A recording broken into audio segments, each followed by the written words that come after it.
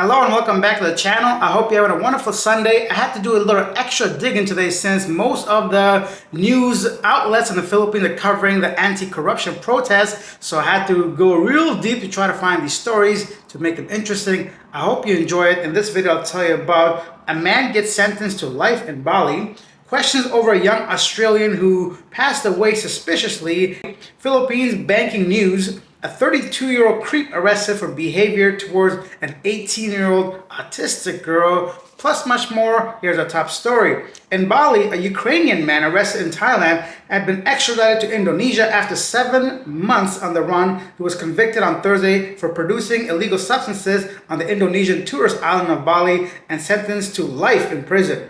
Roman Nazarenko, 40 years old, became suspect after police raided a villa in Bali in May 2024 and found a lab in the basement to grow Mary J and produce a precursor of the synthetic substance ecstasy. As a fugitive listed in the Interpol, he was arrested in December at Bangkok International Airport while he tried to flee to Dubai. Nazarenko, who argued during the trial that he was tricked into joining the substance ring, but a prosecutor said he was one of the masterminds, sat silently as the panel of 3 judges decided his fate. I guess you can say he's lucky he didn't get the ultimate punishment. As we talked about yesterday, Indonesia is one of the 2 countries you don't really want to be messing. Actually, you don't want to, unless you have like a wish to leave this earth sometime. You know what I'm talking about? They're very serious with this. So no ultimate punishment, but he got 40 or he got life in prison. What are you talking about? You got tricked into it, but you're like in the basement, a whole lab, synthetic stuff set up. There's a whole bunch of evidence that I'm not gonna get into, but it looks like he was actually one of the masterminds. More news from Indonesia, this time regarding a young Australian. A 23-year-old Australian Queensland man, Byron Haddo, tragically passed away while on holiday in Bali earlier this year. When his body was brought back to Australia, his family were shocked to learn that one of his organs had been retained in Indonesia and without their knowledge. The Haddo family expressed frustration over delays, lack of communication, and unanswered questions surrounding Byron's passing. Local authorities in Bali listed drowning as the initial cause, but inconsistencies such as his strong swimming ability and injuries found on his body raised further concerns. Indonesian officials later explained that the forensic autopsy had been carried out, which allows the removal of organs under local law. However, the family believes they should have been consulted and that the organ should have been returned sooner. They eventually had to arrange its repatriation months later after the funeral. The case is now under investigation by Queensland coroner and Australian authorities. The family continues to seek clarity on what truly happened during the final days of the young man. Very sad to know. Yeah, one thing to lose a loved one, and then when situations like this happen, although Bali say under local laws they did the right thing, still it's a long time to get the remains back from your loved ones. May he rest in peace. Now let's go to Thailand for our next story. Local police arrested a 32-year-old Pakistani man during a routine patrol after complaints of inappropriate behavior towards a young woman at a dormitory. The 18-year-old woman who lives at a dorm reported that the man had repeatedly watched her and made her feel unsafe. She sought the help from a caretaker who confirmed seeing suspicious behavior. When questioned, the man denied the allegations. However, immigration checks revealed that he had overstayed in Thailand and has been living in the country without legal entry records.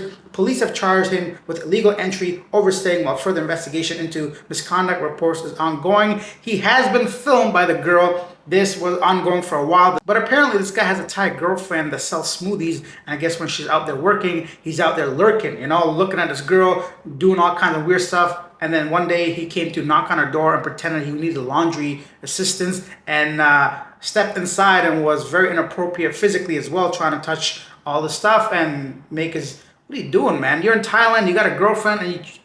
Like, this is just wrong, bro. Like, I'm glad they caught him and, like... Yeah, I don't know. I'm not perfect, but stuff like this, I feel like, buddy, you're in Thailand.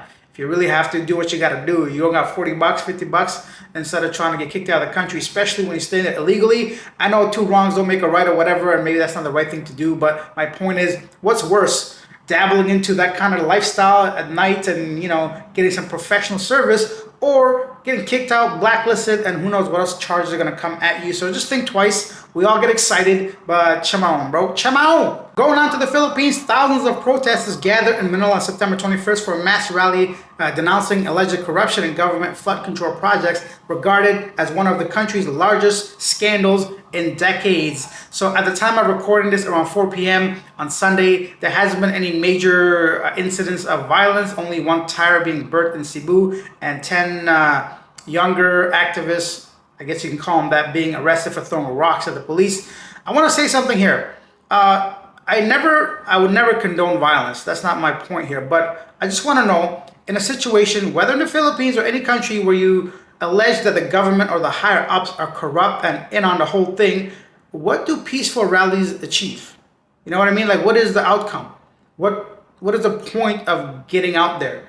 I mean, it's not awareness, right? Because that's one thing I would see, bringing awareness to a situation where you think the higher authorities can go ahead and address that. But when you're saying that the higher ups are also corrupt, what is the point of just rallying like this without any, like we saw what happened in Nepal, but they actually like physically overthrew the government, right? So, but here, peaceful rallies, like rightfully so, but a situation where the authorities are allegedly corrupt as well, what does that do? If I was that authority that I'm allegedly corrupt, do you think I care? That you're out there voicing your concern? Whatever, bro. You're going to get tired after a day or 2 or 3. You got to go back to your regular job while I sit there and, rake in the millions or billions or more, right? So I'm just curious, what is the end goal here, the result? I'm not trying to be insensitive. I genuinely want to know if somebody could tell me what benefit does it do to have peaceful rallies like this in any country for any cause, but when there's no actual, supposedly, action going to be taken from the top down, right? So, I mean, it's not like they're going to hold like tomorrow, like some kind of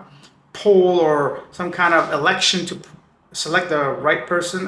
How does that even work? That's my point. Please leave your comments. Let me know, what does this achieve? And then quickly in the Philippines, a 29-year-old man was arrested for allegedly setting his neighbor's house on fire in Rodriguez, Rizal on Friday. Whoa. And then moving on to some updates on the banking situation yesterday. I said that the Philippines Banco Central said you cannot withdraw more than $500,000 cash, but now there's an exception. Customers may be exempted from the $500K cash limit at the discretion of their bank or financial institute. This exemption, however, is not a simple waiver. It requires the customers to undergo an enhanced due diligence process. To qualify for the exemption, customers must be prepared to provide additional identification, information, and proof of legitimate business purpose for the transaction. Okay, good to know. It's not simply black and white, that there is some leeway in case you do actually need that money. And then ending with something positive, students at the University of Cebu have created an AI-powered smart cane to help people with visual impairments. The cane uses ultrasonic sensors to detect obstacles and ground level changes. It vibrates or sounds an alarm when danger is near. It also works with smart glasses that use AI to analyze surroundings and guide the user. Additional features include a button for information about weather, an emergency button that alerts the guardian if the user needs some help. Glad to see more assistance for those that are visually impaired. And now it's time for our segment, Yesterday Today. Beginning with a big thank you to Blue Stacks, who's donated 250,000, could you imagine? 250 pesos to the channel. Thank you so much. If you guys want to show some extra love, there's a super thanks button, or you can buy me a coffee. Scan this QR code if you're watching on TV. I've also left a link in the description down below if you're feeling a little extra generous. Colin says, I would not be surprised mother or girlfriend of the Korean tipped off the robbers for a cut. And Gary said 500K should definitely apply for all politicians, government workers, and contractors, but for the whole population is bullshit. And Jess says, anyone out there at 2 a.m. is just asking for trouble, no matter what the country you're in, what country you're in, and with close to $4,000 in cash on you, brains, got him. And D. Ayeta says, Philippines trying to take as South America's most dangerous title. And lastly, Jimmy Fields, there's no chocolate in them hills, guys, just mud. Yeah, don't be trying to bite them hills. There's no chocolate in the actual chocolate hills. I don't think we have to say that, but you never know. Some crazy people out there. The more I do this show, the more craziness I see online. That's it for today. Nothing too crazy going on. Leave your thoughts down below regarding any of the stories I covered today. Maybe share your weekend. Let me know what's going on. Take the Darwin Award poll to vote for the dumbest person of this month. Anything you want to talk about, be sure to leave your comments down below. Thank you for watching. Enjoy the rest of your day. I'll see you tomorrow. Bye.